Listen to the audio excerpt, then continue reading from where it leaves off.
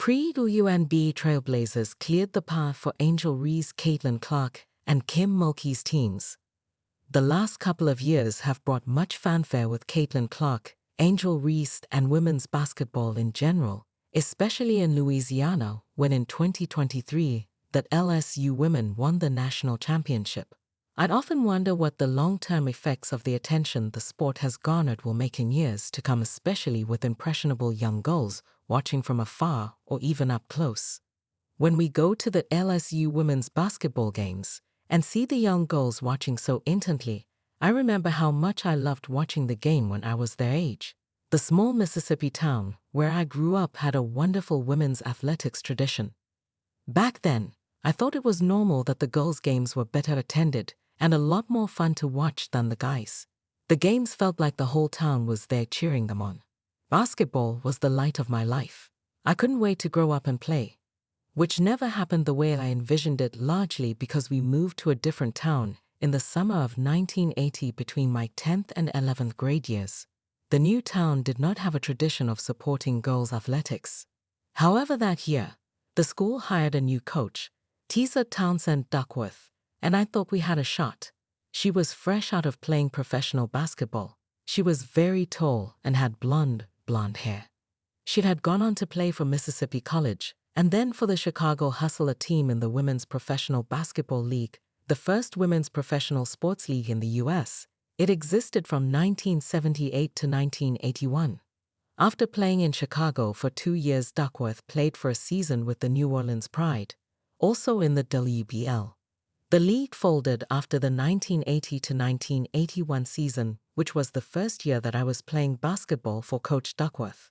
When she messaged me a few weeks ago, saying she would love to come to an LSU women's basketball game with Becky Sinclair Green, another former Mississippi College player, I was excited. Coach Kim Mulkey remembers Duckworth and the WBL. Before the game, Mulkey told me that she would love to say hello to Duckworth and Green after the game, which is how it came to be that on Sunday, I cooked lunch for and went to the LSU game with my high school coach.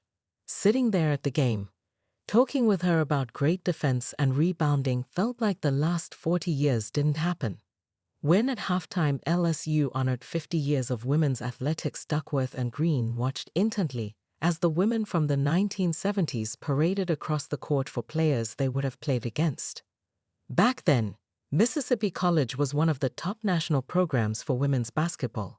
Duckworth's senior year was the first year they gave scholarships for women to play basketball at the college level.